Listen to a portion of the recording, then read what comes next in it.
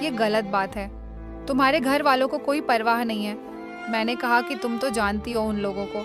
उसने कहा कि हाँ, मैं उन लोगों को अच्छे से जानती हूँ, लेकिन अब तो तुम माँ हो, तुम्हें खुद अपनी औलाद के लिए लड़ना है। ये सब तुम क्या कर रही हो? किसी भी तरह डॉक्टर के पास जाओ। तुम्हें अगर दर्द नहीं हो रहा, तुम्हारा ऑपरेशन कर देंगे। यह ना हो कि बहुत देर हो जाए। वो बहुत ज्यादा परेशान हो गई और मेरा तो बहुत बुरा हाल था। एक पल भी बैठ नहीं सकती थी। शौहर से बात करती तो उसने कहा हकीम के पास ले जाऊंगा। मैंने कहा मुझे हकीम के पास नहीं जाना, मुझे डॉक्टर के पास ले चलें। मुझे अब दर्द शुरू हो गया था। मुझे लगता है कि अब मेरा ऑपरेशन ही होगा। तो मेरा शौहर कहने लगा कि तुम पागल तो नहीं हो गए हो, ऑपरेशन में तो बहुत पैसे लगते हैं। मैंने कहा कि आपको पैसों की पड़ी है, आखिर ये आपका भी तो बच्चा है, क्या तुम्हें इसकी परवाह नहीं? मुझे समझ आ गई थी, शायद मुझे जानबूझकर नहीं ले जाना चाहते थे। मैं मर जाऊं तो अच्छा है और अस्पताल नहीं जाऊंगी तो खर्चे ही बचेंगे। ये लोग हद से ज्यादा ही कंजूस थे। पड़ोसन ने सही कहा था। अब मैं माँ बन गई थी। मुझे अभी से अपनी औलाद के लिए लड़ना था। मेरे पास बच्चे के कपड़े तक नहीं थे, ना ही उन्होंने पैसे दिए, ना बाजार जाने दिया। मैंने खुद ही अपने दुपट्टे में से कुछ अपने बच्चे के लिए कपड़े बनाए थे। मैंने कपड़े एक बैग में डाले और चुपके से अस्पताल चली गई थी। मुझे पता था कि थोड़ी देर के बाद सबको पता चल ही जाएगा। मैं घर पर नहीं हूँ तो ये लोग शोर मचा देंगे। जब उनको पता चलेगा कि बिना बताए चली गई हूँ, फोन भी बंद है, तो कहेंगे कि घर से भाग गई है। उल्टी सीधी बातें करेंगे। अगर यह पता भी चल गया कि अस्पताल गई है, तभी मुझे डांट पड़ेगी। मेरा शौहर मुझ पर गुस्सा होगा। लेकिन अब मुझे किसी की परवाह नहीं थी सिवाय अपने बच्चे की। मैं अस्पताल चली गई। वही डॉक्टर मुझे अस्पताल में मिल गई। मैंने उनको बताया कि यह मसला है। उसने मेरा चेकअप किया और अब उसने मेरा अल्ट्रासाउंड किया तो उनकी आंखें फटी की फटी रह गईं। उसने मुझे इस तरह देखा जैसे कोई ऐसी बात हो गई हो जिसके बारे में उसने आज तक ना ही देखा है ना ही सुना है। उसने चीख कर सबको बुलाना शुरू कर दिया। बाकी डॉक्टर और नर्स भी वहां पर आ गए। वो लोग बहुत ज्यादा परेशान हो गए। मैंने कहा कि डॉक्टर क्या हुआ, क्या बात है, आप मुझे बताएं तो सही। डॉक्टर ने कहा कि अभी बताते हैं तुम्हें।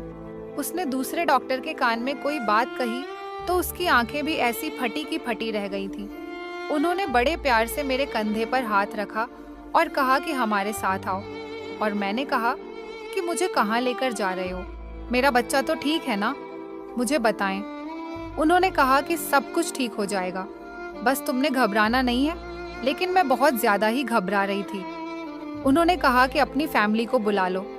मैंने कहा वो नहीं आएंगे, मैं उनसे छुप कर आई हूँ। उन्होंने कहा कि फिर तुम अपने माँ बाप को बुलवा लो। मैंने अपनी अम्मी को फोन कर दिया और कहा कि बिना किसी को बताए मैं अस्पताल में आ गई हूँ। मुझे डॉक्टर ने सिर्फ इतना ही बताया है कि आपको ऑपरेशन करना पड़ेगा। इतना तो मुझे पहले ही पता था क्योंकि टाइम बहुत ज्यादा गुजर चुका था। बार बार मैं पूछ रही थी कि सब कुछ ठीक है ना, तो वो बता नहीं रही थी। उन्होंने कहा कि बस ऑपरेशन करेंगे। ऑपरेशन हुआ और ऑपरेशन में बहुत ज्यादा टाइम लग गया। मेरी कजिन का भी ऑपरेशन हुआ था। उसने बताया था कि आधे घंटे से ज्यादा नहीं लगता, लेकिन मेरे ऑपरेशन में पूरे 4 घंटे लग चुके थे। सारे डॉक्टर अजीब सी हालत में थे। वैसे तो ऑपरेशन एक डॉक्टर ही करता है, लेकिन यहाँ पर 4 डॉक्टर एक दूसरे से धीरे धीरे आवाज में बातें कर रहे थे और मेरा जरूरत से ज्यादा ही ख्याल रख रहे थे। मुझे याद नहीं कि इसके बाद क्या हुआ। मुझे ऑपरेशन थिएटर से बाहर लेकर जा रहे थे तो मैं बेहोश हो गई थी। जब मेरी आंख खुली, मेरी माँ मेरे सरहाने बैठी थी और मेरा बाप सर पकड़कर बैठा था। ना मेरा शौहर वहां पर था, ना मेरी सास। मैंने कहा कि क्या हुआ, मेरा बच्चा तो ठीक है ना? मैं बुरी तरह से घबरा गई और उठकर बैठ गई। उन लोगों ने मुझे कहा कि ऑपरेशन हुआ है, सब ठीक है। मैंने कहा मेरा बच्चा कहाँ है?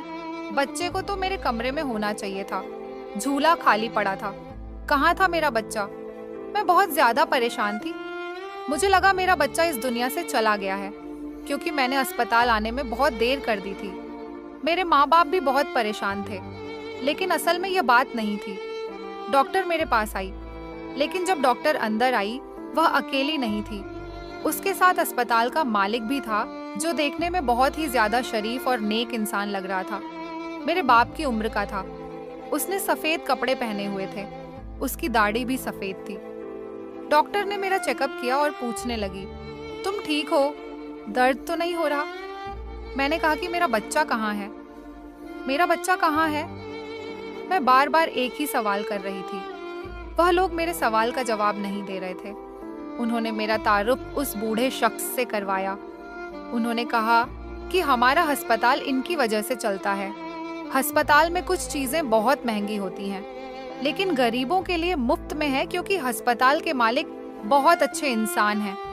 मेरा दिल बुरी तरह से घबरा रहा था। मेरा दिल कर रहा था कि मैं चिल्लाकर पूछूं, आखिर मेरा बच्चा कहाँ है? उन्होंने कहा कि आपकी वजह से हमारे अस्पताल में एक अजीबोगरीब वाकया हुआ है जो आज से पहले नहीं हुआ। इस वाकये को जानने के बाद हमारा अस्पताल बहुत मशहूर हो जाएगा। इतने में मेरा शौहर भी वहां पर आ गया और साथ में मेरी सास भी आ गई थी। उन्होंने कहा कि अच्छा तुम यहाँ पर हो, हम कब से तुम्हें ढूंढ रहे थे। माँ बाप को उन्होंने ताना मारना शुरू कर दिया कि आपकी बेटी को हम तलाक दे देंगे।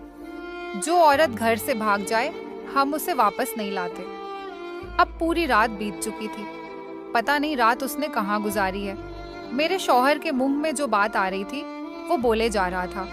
मेरे बाप ने कहा कि देख नहीं रहे हो कि अस्पताल में रात गुजारी है, किस तरह के आदमी हो। फिर मेरे शौहर ने कहा कि मैं आपकी बेटी के साथ नहीं रह सकता, इसको तलाक दे दूंगा। मैं हैरान रह गई। पूरी रात यहाँ मैं मौत से लड़ रही थी। डॉक्टर ने कहा कि आपने जो इस लड़की के साथ किया है, यह बात डॉक्टर के मुंह से निकली थी। मैं हैरान रह गई। डॉक्टर ने कहा कि हाँ, तुम्हारे यहाँ एक साथ 4 बच्चे पैदा हुए हैं, जिनमें से 2 बेटे हैं और 2 बेटियां हैं। मुझे समझ नहीं आया कि यह सच हो सकता है कि नहीं। मैं हैरान थी और बाकी सब लोग भी, मेरे शौहर भी सुनकर हैरान हो रहे थे। उन्होंने 2 मिनट एक दूसरे को देखा, फिर कहा कि इस औरत ने एक साथ 4 बच्चे पैदा कर दिए हैं। अरे भाई, यह औरत है या कोई डायन? कैसे इन बच्चों की परवरिश करेंगे? हम कहाँ से इतना कुछ लाएंगे? हमारे पास तो पैसे भी नहीं है। इस अस्पताल के मालिक ने कहा है कि मैंने तुम्हारे बारे में सब कुछ जान लिया था। बेटी, तुमने जिस तरह दुपट्टे को काट काट कर कपड़े बनाए थे, मैं जानता था कि तुम्हारे साथ बहुत कुछ बुरा हुआ है।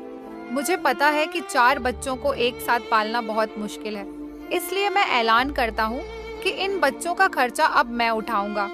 जब तक यह बच्चे खुद को अपने पैरों पर खड़े होकर नौकरी करने के काबिल ना हो जाते, इनकी सेहत, पढ़ाई लिखाई, खाने पीने, दूध का सबका खर्चा मेरी जिम्मेदारी पर होगी। जब उस आदमी ने यह कहा तो मेरे शौहर और सास जल्दी से एक दूसरे को देखकर फिर से आंखों आंखों में बातें करने लगे और मेरे शौहर ने कहा, मुझे माफ कर दो।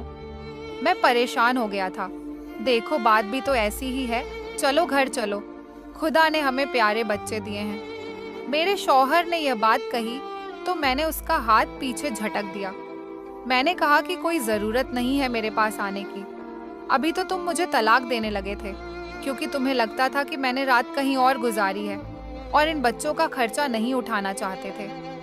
अब जब तुम्हें पता है कि खर्चा कोई और उठाने वाला है तो कोई मसला नहीं है। मैंने अपने माँ बाप को कहा कि मुझे इस आदमी के साथ बिल्कुल नहीं रहना।